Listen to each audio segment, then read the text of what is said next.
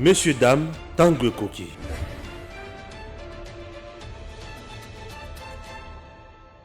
Matondo mingi na bino ba bozuli bako malamu ya kolanda ngai epai wapi bozwami libanda ya mboka to na kati ya mboka na tombe bino penza bolandi bolamu pamba te eza wa sika to betaka masolo na ndenge sengeli ni masolo ya bosolo tango kokeza ka ete to tombola ekolo tango kokeza ka to tonga ekolo tango kokeza ka to sunga ekolo ndenge ni na lobaka ete to za kongolo kwa ba bebe na biso kwa mwana na yo soko za bebe osala ka ndenge nini kati soki biso no soto komi na bolingo kongo wana lelo tokoyoka bato bayibaka te tokoyoka bato babomaka te tokoka moto nyonso akokengela to akobatela Congo elo tokobeta masolo penza matali réserve stratégique ya tata ekolo Antoine Tshombo Tshisekedi mpona nini abebisaki likanisi wana réserve stratégique esunga biso na nini atombolaki likambo ya service national oyo ezalaki créé na musée Laurent Désiré Kabila Joseph aye abomi yango alalisi yango Antoine Tshombo Tshisekedi atomboli yango kasi réserve stratégique mpona nini ti lelo eza négligé tokobeta susu masolo ya M23 to masolo ya kozanga bokengi na etuka bongo ya este nini gouvernement asengeli alingeli mpona nini kuna koconquérir Bunagana tokomi na niveau nini et puis tokosala nini po ete tobengana banguna oyo baza na mwa esika moke ya parti ya este na biso ya ekolo Congo. Robeta masolo na Ousmane Mutombo tina réserve stratégique basala ngo po ani ko sunga ekolo na nini et tokobeta masolo lisusu ya mingi o eta ezangisi biso bokengi na este gouvernement alengeli nini mwana mboka Ousmane Mutombo na pesi mbote pe na mbe malamu mbote madame na sepeli madame Ange ndenge oyambi ngai mukolo lelo eza mukolo ya mibale ya journée babengaka na lopoto mardi oyo ke bana ba wotso kinde classe mukolo les 5 oyo la gratuité des chefs d'état est effective pour na etandi mobimba ya kati ya mboka na biso mais lelo kimi azo la sakanda te kimi abalakisi non izo la sakanda te Fachi azo répondre na souci ya balakisi Fachi azo pesa image ya ba enseignant oyo no batomboki na monte za kanda te mais ngai na lobaki ki esengeli ministre sectoriel asala eiteke na moment wana ya rentrée tout continuer à ba grève te nini ba koki ko bongiste avant mais quand même j'ai dit que moi na mboka toni moi ba comprendre nga parce que na lobaki ngo ke makamu non so bongisa kango avant même mais parce que surtout za na mboka na biso kaka rentrée la ki ba boyinde oteke ndoko sala négociation mais na esenya ki ministre sectoriel que bo sala négociation avant même 2 semaines avant rentrée pona eteke bana oya biso ba côté pe classe que bana so ba kota 40 les 5 ba bana pe kotanga pona que ba respecter programme national ya éducation et gloire à Dieu Fachi Béton le président de la République ayoka kingai alobi alibite du peuple Ousmane Mutombo alobaka busolo biso to yaka pona ko défendre ba intérêt ya ba Kongomani to yaka pona ko loba mai oyo ba konzi ba koki ko sala pona peuple to vota bango pona peuple pona ba famille ya bango te donc ce ko za mo konzi ce ko moninga na fani na kati ya kiti bonazo sa émission zwa photo tala mwana na yo tala pe mwasi na yo tala pe prison ya makala tala pe kaisa peta mo taki chômeur parce que tant ozaki chômeur ozaki mokonzi te maintenant soki ke komi na bokonzo bande ko vimbo bande ko travailler mabe obosani mpia kozobeta ba carte na avenir ozobeta dap ozomela titampa ozomela diamba na banganda lelo grâce à Nzambe parce que kozota ipanzambe grâce à Nzambe ba commission ministre tu es ministre pas pour la fête de la famille tu es ministre pour servir la nation ya wana mona kana mboka na biso na kamwa ka trop quelqu'un est élu député ba tie poudre Allongi nae. Kasalongi banda kwa l'État. Non, c'est ça. Allongi misolo. Quelqu'un devient ministre, bâtir poudre, basali fête. Mais je me dis, est-ce que tu comprends ce que tu fais? Madame, quand tu deviens ministre de la République, quand tu es député national, ce n'est pas l'honneur, c'est la charge de la République. Parce qu'il y a plus de 100 millions d'habitants. Ça va monter pour un excellence. Non, il y a des gens qui sont excellents mal. Excellents dans la corruption. Des tournements, dans des viols. Vous appelez quelqu'un honorable, mais il est le premier à violer un enfant de 13 ans. Moi, à l'habitude du peuple, je n'ai autorité morale. Non, autorité morale. En lui-même, il n'y a pas la morale. Il y a des moralités en lui. C'est-à-dire que yo moto bengi autorité morale. d'office aux appels na biza loko la yesoka yibaka yo pe yibaka soka viola yo pe sa yo viola soka ko asala corruption baza makasi na corruption ba maître na gère makasi na corruption donc bato bongo tanga na zomona bango na lobitete hein et wa bengaka l'un de moi Satan hein l'un de moi voleur ba Satan l'un de moi ce genre de personnes mais nous sommes là dans cette régime on s'est battu pour un changement. On s'est battu pour un changement. Ousmane Mutombo, à l'époque du peuple, après avoir fait beaucoup de prisons, Namboka ya Congo, Bakangi Babeti, Nyokoli, Lolengi Baïlingi Kosala, mais je suis resté dans une vision de dire que non à la justice sociale. Tout ça, c'est un bunda pour un changement en Mboka. Aujourd'hui, Fatih est venu au pouvoir. On va poser un ministre. Non, non. Nazoé Bissau, on va poster un poste, on va banzer tes populations. Nazoé Bissau, que si je suis ministre dans ce pays. Madame Ange, Oyebinga quand même moi kala, n'a changé de discours n'a été, n'a soutenu le président de la République et puis n'a critiqué quoi ya ko critiquer, n'a lobaka bosolo. Et ce qui était que Ngaï, Ousmane Mutombo, à l'habitude du peuple. Élu député national, nous allons montrer les gens quel est le travail et le rôle des députés nationaux. Et ça, il y a un ça la ponte, il y a un l'explication pour mon robot et ça. Inauguration à Pompon et Koué. Mokoyo. Madame, beaucoup de gens n'ont mystère. Bon, ils solo, tu es pourquoi. Et ça, il y a solo. Ndeko moko, ils ont asbel moko basali ke. Asunga pe ba kongomani ya BBC musoro na ye ba kosiye batongi po akena inauguration de kolo ya po et zingi na no kakawana nato yebite mais biso tango to koma ba lobi da peuple madame Ange je te prends un témoin je prends la population congolaise témoin je prends la population de la Tchango qui doit voter les jeunes les plus populaires de la Tchango je fais même peur aux autres là on se demande il vient d'où. Je suis de la Tchango, grandi à la Tchango, na lema temela simandako, na sadaka bilanga na lopa on abiso. OK. Et je te dis que je suis très populaire et les gens commencent à venir chez moi, soutenir les biso bonaboy. On a pris le temps d'applaudir pour les autres. Il est temps que nous-mêmes nous devons prendre notre responsabilité de gérer ce pays. Lorsque je serai élu député en 2023, les mieux élus, Madame Ange, pour le au PSN, n'a pas de goût. Il y a comme un député. Parce que le travail d'un député n'est pas d'aller construire des ponts. N'est pas d'aller somnoler dans l'Assemblée nationale. Bazo là. Mais bazo exiger invisible. Zakaria kindaka na fimbo, oui bien. Akindaki na fimbo, pourquoi esimagité? Oui pour les esimagité. Parce que kena ko côté na clique o bato ba yokela bangote. Wabiki na régime ya Kabila des révélations. O ngana saka nango. Na régime ya Kabila, tout un Kinois, babano ko kela bangote. Soko za Kinois ata na réunion bazo pesa moi makanisa balibité. Binoté. Kaka bato ba wuti ba province. Majorité bato manyem.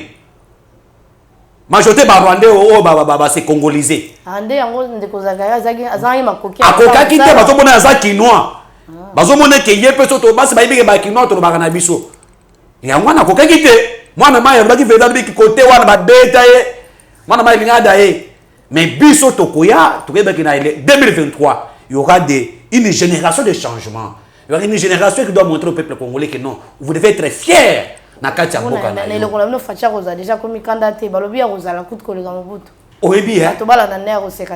Oui, mais il faut faire la mabe na muto aza muibi, na muto aza corruptible, na muto aza na busoto. Mais tant qu'on écoute de Ousmane Mutombo qui travaille pour la vision du chef de l'État, État de droit, qui travaille pour les traités congolais, je serai le député les bien instruits, des députés à Yébinzambe, députés à berger du ministère de Dieu. On a interpellé le ministre. Si moi je fais au moins 5 ans, je sais que j'aurai interpellé plus de 50 députés et ministres. La justice, si moi je suis député national, mais la seule Longwe. Je dis vrai. À ce moment où pas payer ministère d'habiter écouter qu'on ndunda. À quel moment que ebochaka engrais chimique pour ne loquer mata. Il n'y a pas un ministre incompétent ou bafanissier local à ciel. Azate, voilà les fruits de Kabund. Kabund a payé des pèses, mais ministre ou incompétent local à ciel. Fruits de Kabund. Et ça va beaucoup plus sur baza awa. Oh baba kabunda pesa ba ngana ke ko Lucas. Na émission. Madame Anjoko koko tamote. Tika ngana peso. Mais ngobila no makate na ni ngobila no makate. Oui bien, ngobila zaki na cop na ina kabunda. Il y a certains c'était bourgmestre nommé influence à kabunda petit à kabunda. Ba ta komata je suis bourgmestre yebité. J'ai reçu un document. Na cause quelque part un bourgmestre me répond en français. Hey! Badi kibadi. Un bourgmestre répond en français. Il commence avec G. Il y a garçon. Moi j'ai un garçon. Je suis disponible. Dans ce qui. Non, non, l'année au Bato à Kabunda. Voilà, nous demandons que Bato, oh, bah, incompétent, oh, Kabunda, Tchena, Babroukoumestre, Balongula Bango, Naba DG, Balongula Bango, Naba ministre, Balongolo la Cielo, incompétent, incompétent notoire, n'a évité Baloko Takewapi, n'a évité. Ministre de la Justice. Cette dame, elle est incompétente. Zéla, elle est incompétente. C'est-à-dire que ce ministère a été maillot de beaucoup de choses. Des ordres. Non.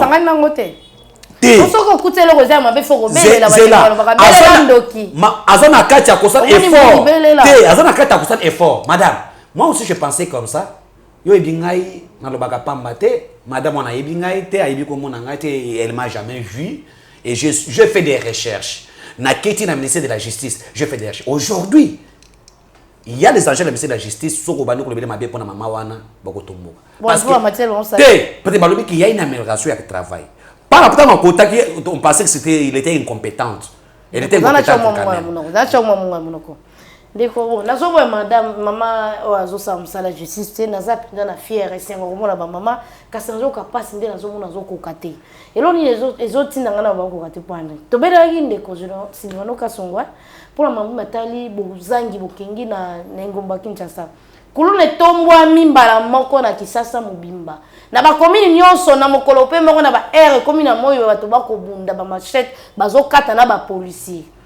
Ndeko aselo sabe 5 fois na ministre intérieur afin d'état liété astoke na la ponga la mukaka une ba bisanga la mukaka never toke la justice siko yo ndeko luzolo bambi na era Kabila kuto ekipa Kabila ndo kipe mamba Kongo état liété yepeseka pourcentage recette à Kinshasa so kimbuta olo bana ketika kune kozonga basali recette à mukolo kepa Kabila po zonga mais banda zonga te maintenant siko soki na époque Kabila banda okipati abande ko kipete luzolo bambi abimisi likanisi ba kuluna na miyibi bakene na angenga na bulu lelo ba kasho za kotonda makale za kotonda bakangi 554 et quelques kuluna bazangi esika otia bango ministre de justice za na projet moko te pona komema bango na bulu babi transport exact l'état congolais za transporter. Ok, merci.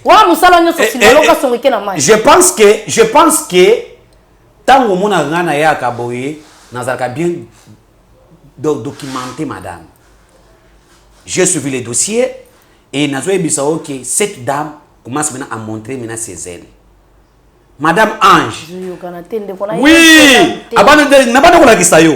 À côté na ministère, à côté le ministère wana, ba baby ça quand pas monto le bagé qui j'ai reçu l'appel. Oui, bien. Tunda kasi na nous tokobali ba oui oui yeme ya bengi. Ba baby sa nyonso.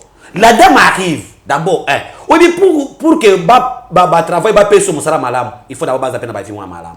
Na ministère de la justice ba beta 14 ans à 15 ans. Ni prime bazwa kate. Yango ba manda ko tsala ba oui ba konga na liste ya oui, ozomona. Bazo ko ba action nani chef de la PC a crassé bateau bakozu wili bakonga ba chef kuna aya koti na nyonso aka commissaire ake ezela wili bakonga za sente aza voleur tilelo azaka voleur tilelo balandela ka ete pa aza basambisa ke non na moyibi te zaka pona kimangi na mbongo kasi yango ngana nazoke na makamunonso et la dame commence à valoriser ses ministères après ça au moins changement là je dis par rapport na oyo tunda kasende oyo a bebisaki na ba oba bebisaki mususu wana madame la dame a commencé à faire quelque chose. C'est bien. À l'époque des Fati, nous interpellons les dirigeants. les ministres. Et quand il nous écoute, il fait quand même les efforts de changer. Et dès le début, j'avais commencé à parler sur cette dame, de Azo Kokate, mais je suis en train de comprendre maintenant que non, Azo, Ameki Koyok, à l'arbitre du peuple Ousmane, a commis qu'on changer. Mais, je appelle à CT. Non, non, mais c'est que c'est quoi? Tu sais ce que tu as les régimes fatigués. Vous savez, ce que tu as les régimes fatigués, c'est la communication. Le niveau de la communication, même dans l'institution, ils ont pas de problème. La présidence. Mais c'est ce que je te dis. Ce que tu as le régime de fatigue, c'est la communication. La communication, c'est le point faible des régimes de fatigue. Fatigue, c'est la nyonso. Mais quand il n'y a pas la communication, tout est comme s'il n'a rien fait. Mais, donc, malade, il y a des et que tu as une institution. Et on nous dit que, attends le ministère de la Justice, communication exatée. Communication exatée. Madame Angela. Communication exatée. Non, Yoka, Zela, communication dans le ministère de la Justice exatée. Cette dame fait un travail, mais il n'a pas de communicateur qui peut montrer ce qu'il a de faire. Et les châteaux. Madame Rose Mutombo, vous étiez chez toi à la maison. Lorsqu'on vous a donné la responsabilité de la République dans ces grands ministères récaliens du chef de l'État, c'est pour montrer de quoi vous êtes capable. Moi, je crois que vous êtes capable. Votre entourage, la communication est faible. Ce que toi tu fais, ceux qui ne découchent pas, ils ont plateau, bon, madame la justice, vous savez quoi? Cette dame arrive. Changer pour prisonnier. Cette dame arrive à coûter la prison à la crise Yanzala. Cette dame a fait tout. Cette dame arrive à coûter Makala wana ta toilette à malonga exaté madame. Cette dame fait que aujourd'hui la prison nyonso va répondre à la norme. Et je lui ai interpellé pour dire, madame, il y a des gens qui sont dans la prison de Makala, quelqu'un qui n'a jamais été jugé. Afin de bâtonner ce prison de Makala, pourquoi faire? Je lui ai proposé même, il y a côté, il y a côté na Changu o tokendaka na Ngomba. Oui, Ngomba mo zakana. Mupanzi wana, batonga prison, mona luboko wana. Basa batonga prison, o ba kocha bato musuku na kocha ba criminel wana na kati. Besoin de nous parce que réhabilité mais ayez pour nani. C'est parce que la communication dans le ministère est trop faible. D'où je demande que la dame pouvoir faire ça en gratuité. Ceux qui sont mais essayez de ranger votre communication. Quand même, il y a tout le monde na makambo salaire ne ba ko la kisa. Mais mon tazo filmer caméra comme si azo filmer caméra ya Android. Est-ce que Namboko c'est comme ça? Moi, Ousmane, ministre de la Justice, Kabila na prison, Boshaba na prison, Maker Mwango na prison, hein? Chadari na prison, Ozo na Obenemina na prison. Donc, na prison, na usaba ngo prison, ya pemeno na cheba ngo nyoka. Nachiba ngando. Ndeko. Il pas ngozo chapembe na banyoka bangando. Pour anite ko manano na makala wana. Ils ont ba tususu bakanga bango ba innocent kuto bakanga ba wana. E kuluna basambisi eta tondi si prison. Mais c'est ça que j'ai compris. Ko kanga ba kuluna penda ba vrai kuluna otiki ba ko place otika ba. Le vrai kuluna n'est pas ce que vous voyez ici. Madame Ange. Le vrai kuluna ce sont les hommes en cravate rouge. Ce sont les députés. Ce sont les ministres. Ce sont les DG des entreprises. Dans ces pays, ce sont les vrais Koulouna. C'est ce qui a engendré ces Koulouna que nous voyons aujourd'hui, madame. Moi, je vis avec les Koulouna chez nous à la maison. Je vis avec les Baye et Bafan. Vous devez licencier à Simi Machette. Mauvaise politique. Oh, bande quoi, il y a 21 ans. Le régime est AFDEL. Bameme la biso. Il y a un temps, on a paix. J'ai dit, bakotamula paix, mais bakokufa milima na bango na kimiate. Bakonyo comme tina kati ya liwana bango parce que son côté bakulu na wana abana âge ni bazana âge ba 21 ans 19 ans 18 ans 17 ans et bisangai de 2000 tika nao de 2000 19 ans de basi ba comme ni ba 13 ans 12 ans non oui bandesco 6000 chata munene de 2000 de 2000 son côté âge wana 97 jusqu'à afdel mais nous so batwana tala âge wana Fachi akuti bangos. Fachi mwana botami na Fachi azana 3 à 4 ans. Na akuti sko bakuluna oyo régime. Donc l'injustice sociale a créé ce qu'on appelle le kuluna aujourd'hui. C'est l'injustice sociale ndeko na ngai. Tout le bandi. Ba Gérard Mabe, ya mwana ibise ki chef de l'état ya bâtisseur. Kanya makasese. Lelo, oui il omo zo raisonner. Ba tu comprendre que bakuluna ba komeko zo mosolo ba 500,000, ba 400,000. Un jeune aussi qui n'était pas kuluna ko ba penga pena sa peke kuluna. Tambe ba kokanga ngai ba sa nini? Battre na pekanya makasese na zo pe musulu ndezo salem. Place za moké. Mais ndeko mo sa bongo. Et je comprends aussi que c'est une erreur.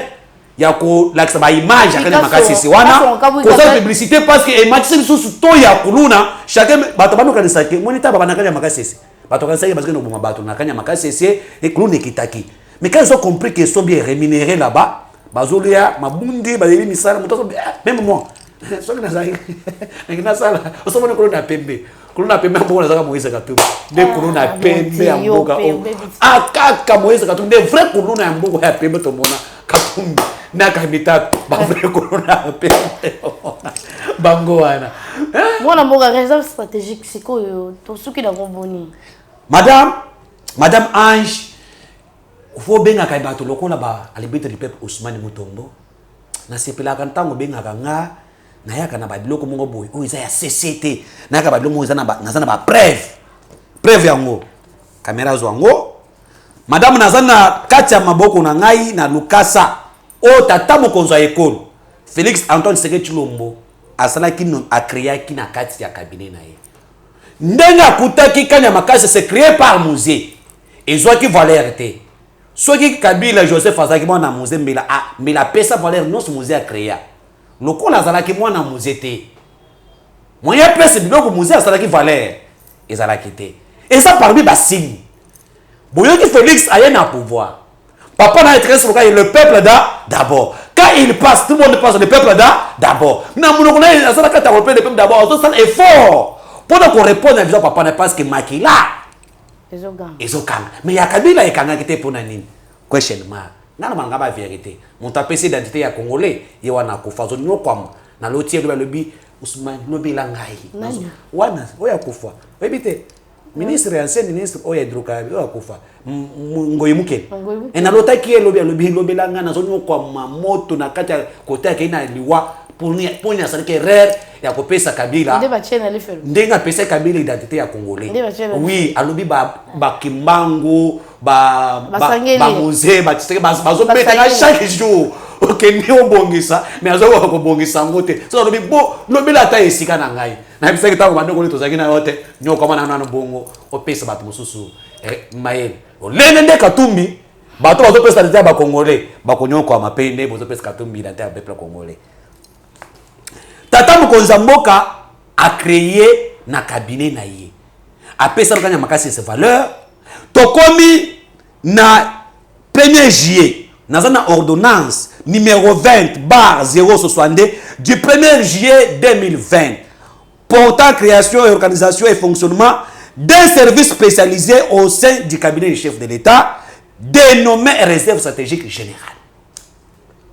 Ngaïté. Mokonza Mboka a créé structure oyo. À l'époque, Moïse y a une structure oyo et comment qu'il entreprise publique. Tant que en 2011, la réforme y a une entreprise publique, une entreprise commerciale, il y a un émérite qui tika la pension. Mais tant que Fatia est négligé, a eu un pour nous valoriser a commis une donc service spécialisé dans Katia cabinet à président de la République. Mais eza wapi madame. Soko otangi article 3 nazana ngo awa soko otangi article 3 otangi article 4 otangi 5 et pesi eloko ndakisani balobe que la réserve stratégique a comme mission 1 faire la promotion des produits locaux. La réserve stratégique a comme aussi charge le développement dans le Yambo Cannabiso. Il doit mettre en place la vision du chef d'État dans les secteurs suivants: agro, pastoral, industriel, commercial, social et autres. Moi, je ne comprends pas que nous sommes paya. Il fallait baser dans la réserve stratégique générale. Les États-Unis vous disent que Azana Caribira a pendant 100 ans. parce qu'il y a une réserve stratégique. La réserve stratégique a aussi beaucoup de réalités en eux. Mais il y a aussi comme ça. Cette réserve stratégique tire son bilan de fonctionnement n'habillé. Il y a un bon abisso. Madame, si les lots, depuis Tata Mokonzo à école, a créé une réserve stratégique, à ta financement Moko, à bout, qui a exalté. Et réserve stratégique, c'est ce qui peut faire appliquer la vision du chef de l'État de peuple d'abord. Pourquoi? Tout le monde a un carburant, surtout dans la réserve stratégique, bazana musolo, mais tout ça n'a pas carburant. N'attend crise des aboyés, allez, carburant est comme ça priwan. C'est que l'un des missions qui dit la réserve stratégique a une mission de faire face à la pénurie, il y a des produits, faire face à la situation calamiteuse, à la crise et puis à la catastrophe naturelle. Madame Ange. Mais cette réserve est négligée. Créer ta part à Tam Gonzamboka, ça m'a nous compte de bâtir l'idée 2021, bâtir tout le mais de l'autre côté, Bambon aussi se reculer. Tout ça dans la crise, oh, Thomson est athée. Oh, mon connaissance d'accord les gozalaté, bon, la sur Ukraine. D'accord, dans c'est Ukraine. Parce que les autres, tout ça na blé est athée, balobini, Ukraine. Mais quand je vous dis aujourd'hui, il y a plus de 10 à 15 conteneurs. Oh, madame, oh, ya madame Dadi, asumaki eye zana kati ya port ya Matadi. Et zangi musoro ya kodedwane yango, mais ici, bah c'est mon salini et Martina Wenze. La réserve stratégique manque une exonération. Le chef de l'État a besoin de rencontrer cette dame. On ne peut pas la rencontrer. Alors l'article dit ici que la réserve stratégique est en collaboration avec le chef de l'État. Parce que c'est Bangonde qui va mettre la politique de le peuple d'abord et le chef de l'État n'a qu'à marche. Mais tu reçois quoi? Il y a pas aussi 10%. Bazo Lingate, j'ai rencontré Bazo Lingate pour moi 10%. Bazo Lingate a coûté un chef de l'État. Mais madame, qui a créé ça? C'est le chef de l'État. Qui a créé ça? C'est le chef de l'État. C'est le chef de l'État. Et ça qui est à Moutouté, c'est le chef de l'État. Ça c'est l'ordonnance avec tous les habitudes du peuple azana yango, to le ba Congomani. Yango na zo bisa batu moko na chia bango sifflet rouge. Tant que nous avons bloqué les réserves stratégiques, pour que Tata école, vision derrière le peuple d'abord, elles ont matérialisé, mais vous êtes les satans, monsieur. Vous êtes les cons. Hein? Quand vous ne voulez pas financer cette structure, mais vous savez, vous mettez, vous avez fait recérité, vous avez fait rebosoter, Madame Ange, si nous avons, avec les réserves stratégiques, nous devons avoir des entrepôts. Il y a des tomates ici. Oh, il va écouter musique. Mais moi, il va que nous avons exaté. Avec les réserves stratégiques, il y avait la possibilité. Il y a quelqu'un qui mandaka, balisala, kozwa biloko, koena mu awa. Tant que va commencer à s'allumer, il y a BBC aye, mon nakati a télé, ça dit équité. Le peuple d'abord commence à se matérialiser. Mais badonkolomis, oh, il va zolingate fachi a réussi.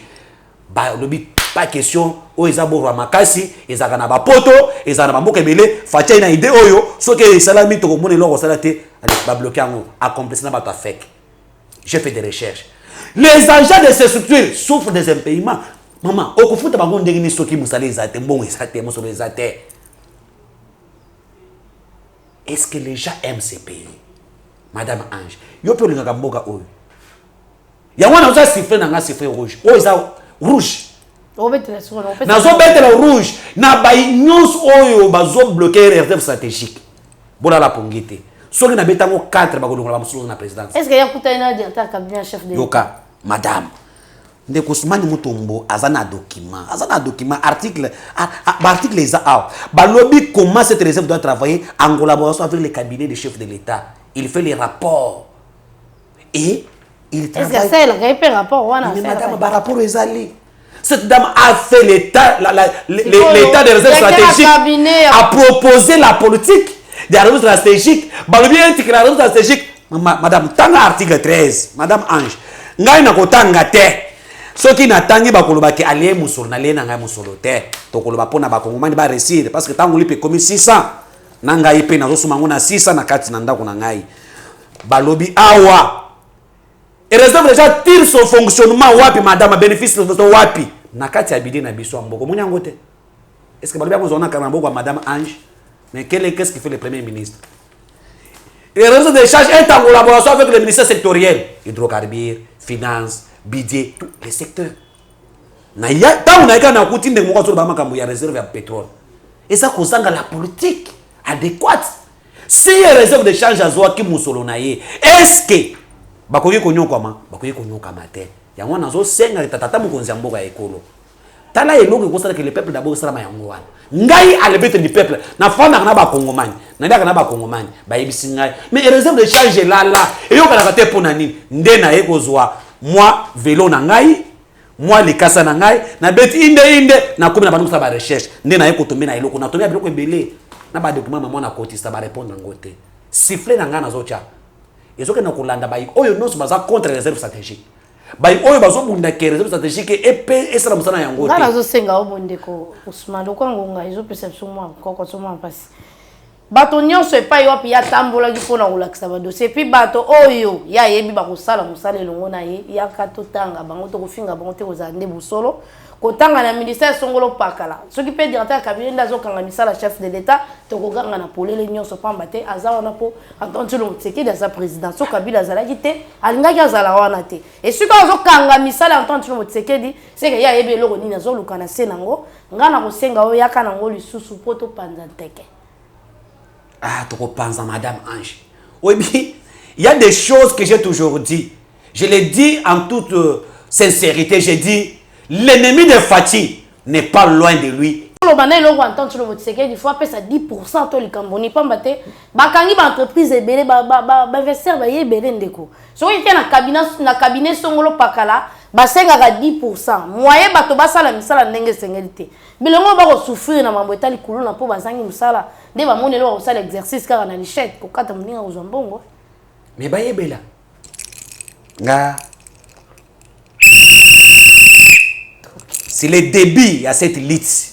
Nous allons accompagner cette structure pour que Bazoua financement, matérialiser la vision du chef d'État qui est le peuple d'abord. Parce que seule structure qui peut répondre à cette vision n'est que la réserve stratégique générale que le chef d'État avait créée dans l'ordonnance na Oti Kotanga. C'est Tokola Namakamo Nebele, Toké Madame, Namakamu, pour la réserve de charge, Nakolo parce que Yamou, Bolobagane. Oh, ba communicateur non sacré, ba za ba preuve. Oh, fani pe bo député ou liaka musulu ya pamba ba kabela ko les communicateurs non sacré. To commencer la communication ba mbongo na biso. Ya fatite ya ba mbongo na biso parce to ringiye. Mais yo zo ka mbongo musulu ya l'état. To futaka yo improductif na kata parlement. Oza iloko mo teka ko zo bana mike tala. Ko zo basi abatu. Donc ndé musala bino boyebi. Mais o le pe na ditanga ko lobi ke ba député ba communicateur non sacré ba ibe communiquer. Fais gaffe, monsieur. Je ne sais pas ton nom, mais fais gaffe. Je connais, j'ai fait des recherches sur toi, je connais beaucoup de choses. Mais je vais répondre.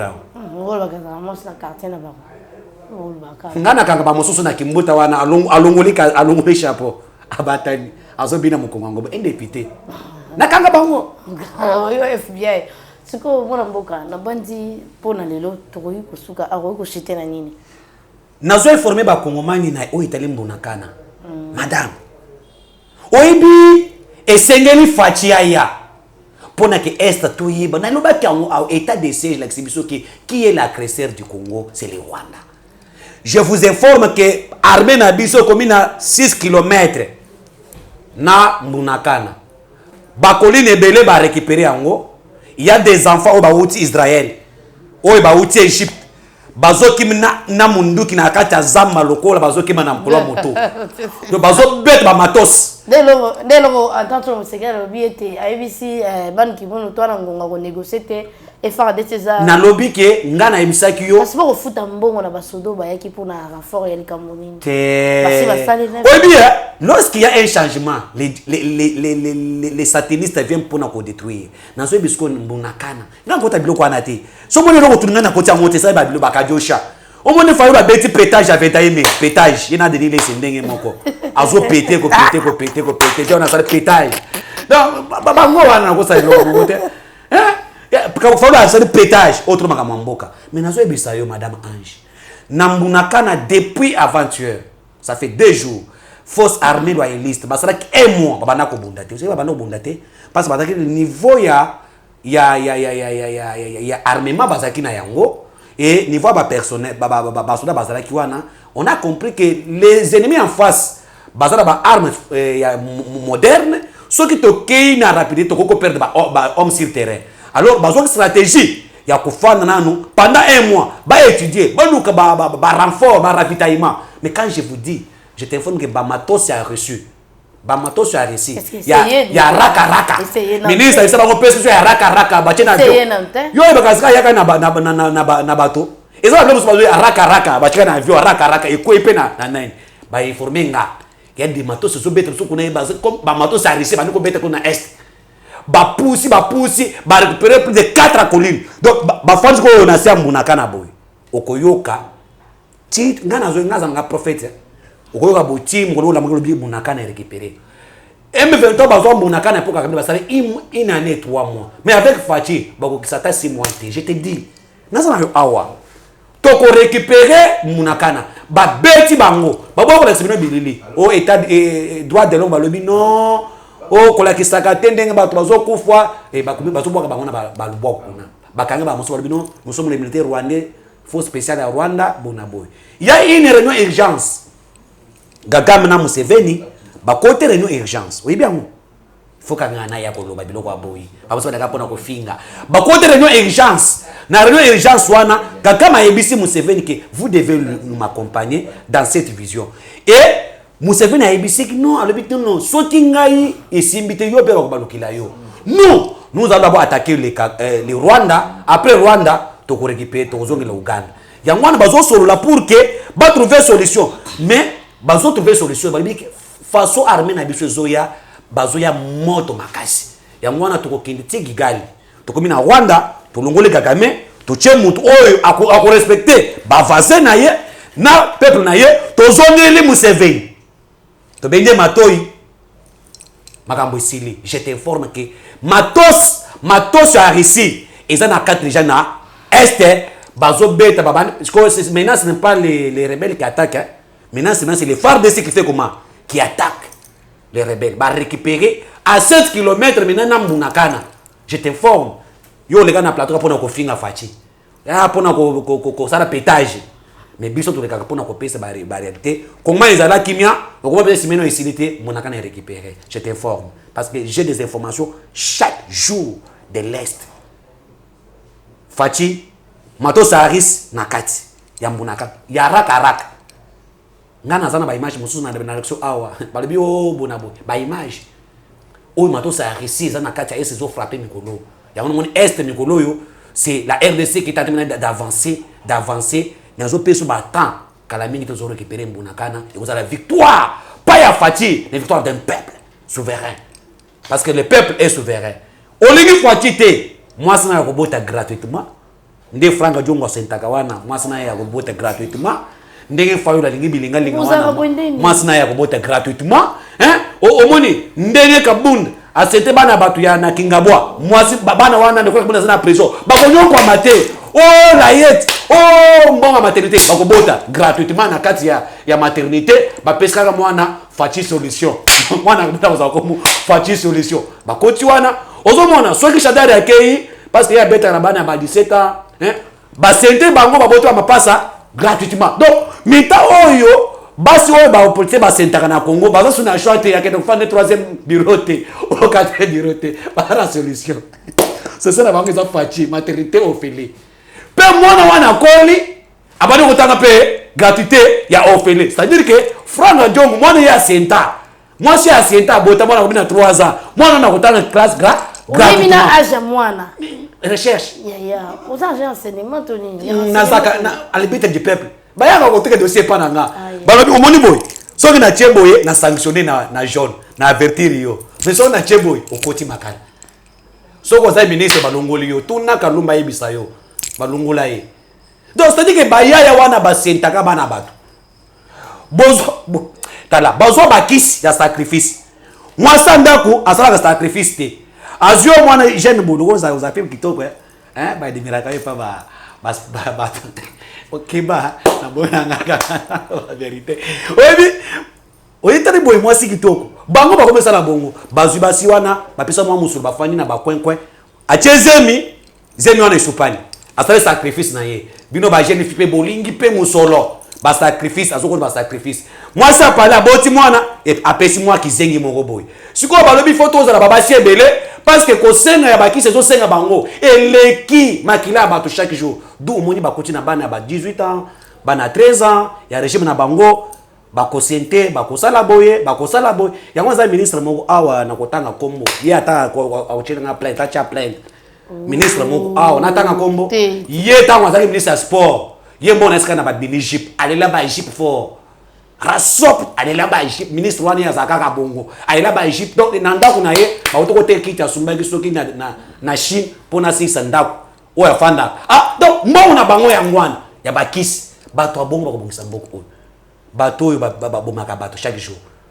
yango wana azopesa bango casse état de casse bobongwama mitema na bino bongwama soki yo osente fatia pesi maternité gratuitement mwana oyo osente wana aza na postang 5 école primaire te akotanga classe na ye akokoma asisi école primaire gratuitement na fatia ebiro musu fatia azopesa gratuitement les choses na biso tozokende fatia azopesa gratuitement kala mingi te transport ya bana ya moins de 18 ans pour scolaire ils ont gratuitement fachi azo simba partout on est bandoza poko ta folie kambo ya papa bino foza un peu boxer boxer te ça dit que ba oyo ba boxer ba senta ba irresponsable ba ko fakenda kuna oui que nous avons des politiciens des musiciens oyo ba député ya biso oyo ba député tozana ba député donc bakoma baza ba synthétiseur bazo synthé bazo tika bazo kima bana wana bozo tikela mwasi wana mwana olingie je t'aime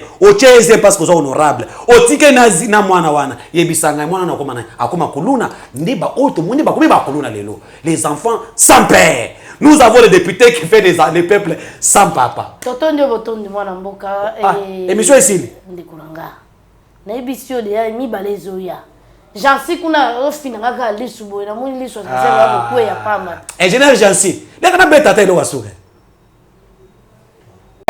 Merci beaucoup lokolo ya minga. Toko solola, obenga nga ponto beta masolo oyo na 50 tata mukonzi ya mboka atala makambo etali réserve stratégique.